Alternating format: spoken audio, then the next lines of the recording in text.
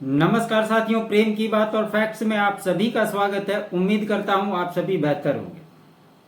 दोस्तों, काफी दिनों से शांत रहने वाले व्यक्ति के खिलाफ अचानक से चर्चाएं लगातार हो रही है और उस व्यक्ति का नाम है अरविंद केजरीवाल।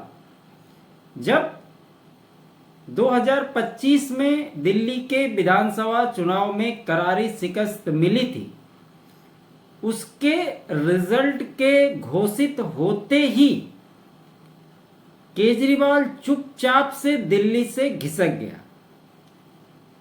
अच्छा, कमाल की बात देखिए, किसी भी राज्य में जो ऑपोजिशन पार्टी होती है, अगर उसकी सत्ता चली जाती है तो वापस से वो वहां पर किस प्रकार से मजबूत हो सके उसके लिए संघर्ष करती है। ये इस देश की पहली ऐसी पार्टी है जिसने चुनाव हारने के बाद उसके जो तमाम टॉप लीडर्स हैं वो दिल्ली से अचानक गायब हो गए। और दिल्ली की बागडोर किसके हाथ में मिली?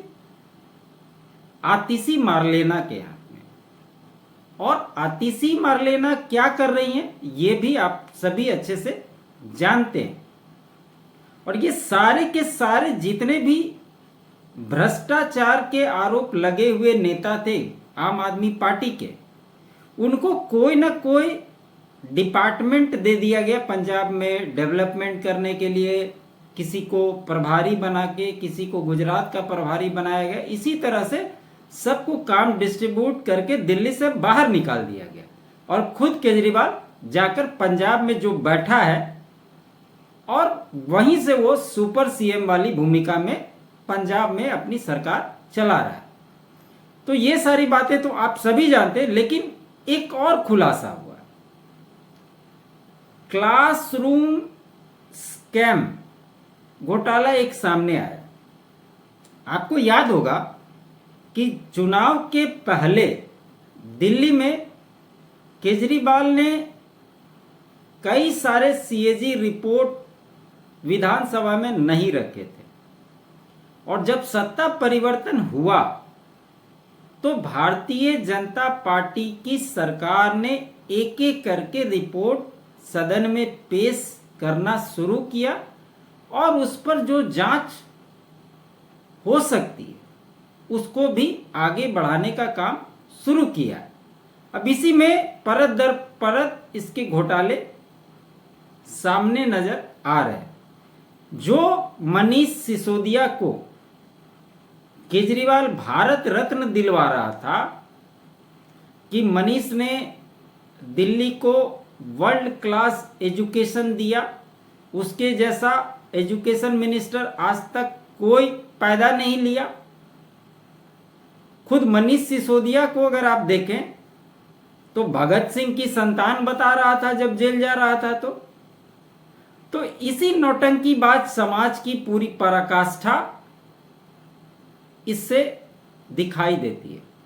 और सबसे बड़ी बात, दिल्ली में कुछ हुआ या नहीं हुआ वो तो बात की बात है। सिर्फ एक चीज हुआ कि जितने भी चोर थे उनको जम करके चोरी करने का सुनहरा मौका दिया गया इस आम आदमी पार्टी के 11 साल के कार्यकाल के अंदर। और केजरीवाल तो जानता था कि आज न कल सत्ता से बाहर होंगे, इसलिए इस व्यक्ति ने किसी भी विभाग को अपने पास नहीं रखा जब तक ये दिल्ली का मुख्यमंत्री रहा, क्योंकि इसको पता था कि फंसेगा तो इसका सहयोगी जो है वही फंसेगा। उसके बावजूद भी ये फंसा दिल्ली के लीकर स्कैम पॉलिसी के अंदर। अब एक आया है रिपोर्ट क्लासरूम घोटाले को लेकर। आज इसी बात की चर्चा करेंगे और जो खुद से अपनी पीठ थपथपाते थे कि दिल्ली को हमने वर्ल्ड क्लास एजुकेशन सेंटर बना दिया, आज उनकी भी पोल खोलेंगे। तो दोस्तों, खबर यह है कि एसीबी यानी कि एंटी करप्शन ब्यूरो ने एक नोटिस भेजा है, और ये जो घपला है ये लगभग 2000 करोड़ रुपए का घोटाला है। 2020 का ये मामला है। क्या है मामला, अब इसकी बारे में आपको मैं बताता हूं। दिल्ली क्लासरूम स्कैम केस से जुड़ी जो मुख्य बातें हैं वो ये कि केंद्रीय सतर्कता आयोग यानी कि एसीबी के चीफ टेक्निकल एग्जामिनर सीटीई की रिपोर्ट में सरकारी नियमों के उल्लंघन और मनमाने ढंग से तत्कालीन सत्ताधीन पार्टी के करीबियों को टेंडर देने का मामला सामने आया। मतलब जो भी टेंडरिंग होती थी उसकी एक प्रक्रिया होती है कि टेंडर निकलता है, उसमें लोग बीड करते हैं, जिसका बीड लोएस्ट होता है उसको टेंडर दिया जाता है। ये सिर्फ टेंडर के नाम पर बिना किसी कार्य प्रणाली के डायरेक्ट अलॉटमेंट कर देता था, और उसमें जो लोग सत्ता में थे उन्हीं के परिवार में से कोई ना कोई होता था, ताकि माल का डिस्ट्रीब्यूशन सही तरीके से हो सके और बात बाहर नहीं जा सके। उसमें सबसे बड़ी भूमिका मीडिया ने निभाई, क्योंकि आप सभी को पता होगा कि दिल्ली का मीडिया का बजट 550 करोड़ रुपए का था, और इसी वजह से मेन स्ट्रीम मीडिया में जितने भी बड़े बड़े चैनल्स हों सबके पास माल पहुंचता था, और इसीलिए इनका कैमरा इनके स्कूल की तरफ नहीं जाता था। लेकिन जब आज ये सारा बंद हो गया तो इनके रिपोर्ट्स और इनके बारे में यही मीडिया हाउसेस खबर छाप रही है, दिखा रही है, बता रही है। ये वास्तु स्थिति है। पीडब्ल्यूडी का जो आंकड़ा है वो 25 लाख का था क्लासरूम बनाने के लिए। बाद में ये बजट बढ़ते बढ़ते एक क्लासरूम का 80 लाख रुपया तक पहुंच गया। सोचिए, एक क्लासरूम बनाने में 80 लाख रुपया खर्च हो, ऐसा कौन सा क्लासरूम, किस तरह का क्लासरूम बना रहा था, इसकी पोल पट्टी भी आगे के रिपोर्ट में खुलेगी। इसको देखिए, बहुत ही महत्वपूर्ण विषय। रिपोर्ट में कहा गया है कि प्रोजेक्ट की लागत 17% से 90% तक बढ़ाया गया, और सरकार के करीबी लोगों को फायदा पहुंचाने के लिए बिना किसी प्रक्रिया का पालन किए प्राइवेट कंसल्टेंट रखे गए थे, और इन कंसल्टेंट के रिलेटिव्स को ही टेंडर्स दिया गया था, जो इस क्लासरूम का पूरा नेक्सस था। 2015 से 2019 के बीच आम आदमी पार्टी सरकार ने सरकारी स्कूलों की हालत सुधारने के नाम पर एक बड़े प्रोजेक्ट का ऐलान किया था। इसमें 12,748 नए क्लासरूम बनाने का काम शामिल था, जो टेंडर दिया गया था इसके तहत। पीडब्ल्यूडी विभाग को इसकी जिम्मेदारी दी गई थी। हालांकि उस समय बीजेपी ने इसका विरोध किया था, लेकिन चूंकि मीडिया को कुछ दिखाना नहीं था तो इस बात को रफा दफा हो गया। अब ये बात खुलकर सामने आई है। रिपोर्ट के मुताबिक 12,748 क्लासरूम बनाने के लिए अनुमानित लागत ₹1200 स्क्वायर फीट आनी थी, लेकिन जब निर्माण हुआ तो यही लागत बढ़कर ₹2292 स्क्वायर फीट चला गया। मतलब करीब करीब 2300, मतलब 1100 स्क्वायर फीट एक्स्ट्रा चला गया। ऐसा क्या किया कि टेंडर निकालने से लेकर इसकी प्रक्रिया में आने तक 1100 करोड़ की लागत बढ़ गई। आपने देखा होगा कि कोई प्रोजेक्ट लॉन्च होता है, उस समय उनकी जो अनुमानित राशि होती है वो कुछ और होती है, लेकिन वो जैसे जैसे जैसे जैसे किसी कारण से विलंब हो जाती है, उस प्रोजेक्ट की लागत बढ़ते जाती है। लेकिन इसको अपने ही लोगों को टेंडर देना था, अपने ही सारे लोगों को काम करना था, तो इसमें देरी की तो बात ही नहीं थी। पैसा देना था और आपस में वापस पैसा जाने के बाद फिर से बंडर बात उसी में हो जाना था। तो आखिर देरी कहां से हुई और ₹1100 पर स्क्वायर फीट कैसे बढ़ गया, यह अपने आप में बहुत बड़ा सवाल है। इस तरह से सरकारी खजाने को लगभग 2000 करोड़ रुपए का नुकसान हुआ है, ये बताया गया है रिपोर्ट के अनुसार। अच्छा, इस रिपोर्ट में एक और बड़ी खामी है। बड़ी खामी की ओर ये रिपोर्ट इशारा करता है, वो ये कि इन क्लासरूम को आरसीसी स्ट्रक्चर के बराबर लागत पे बनाया गया है।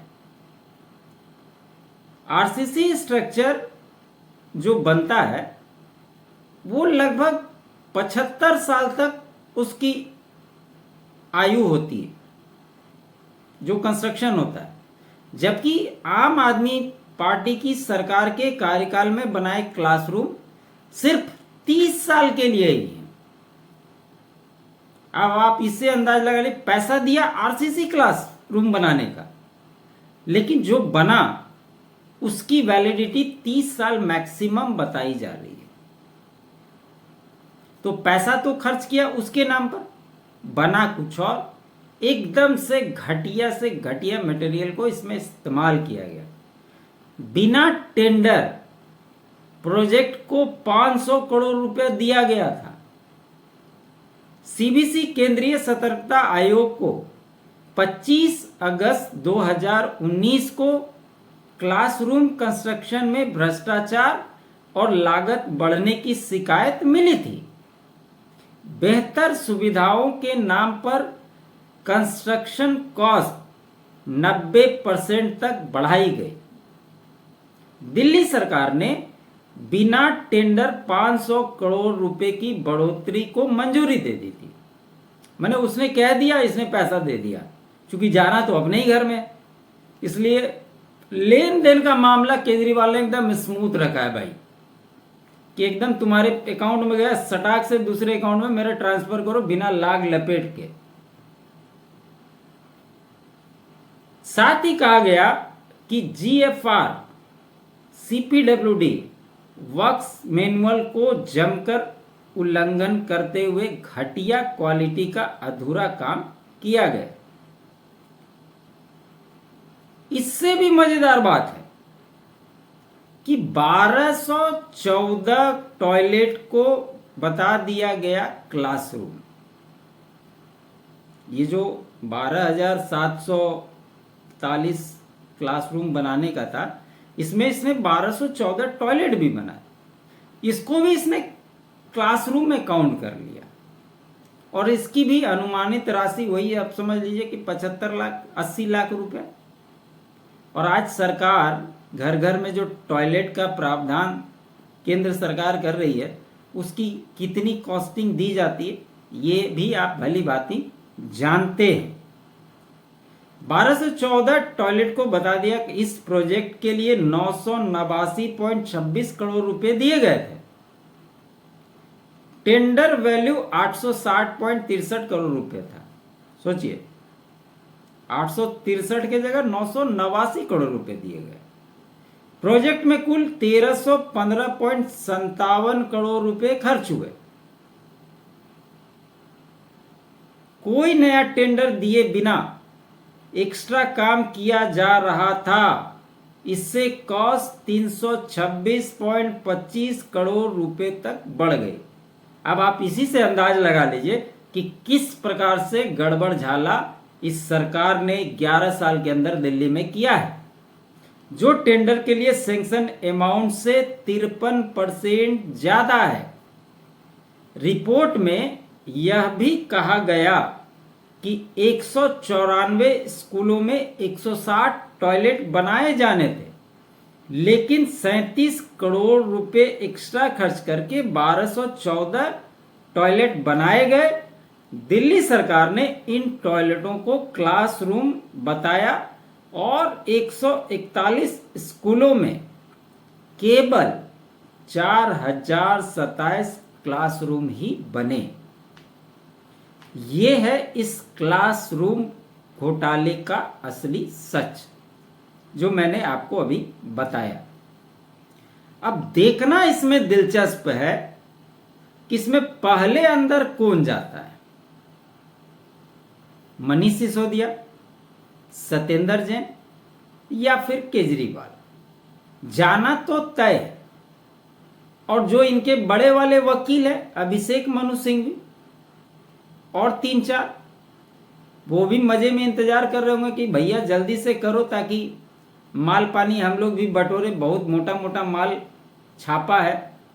और तभी ये बंदा जो इसका पीए था विभव कुमार, उसके भी केस को लड़ने के लिए अभिषेक मनु सिंघवी को ही आपने सुप्रीम कोर्ट में देखा था।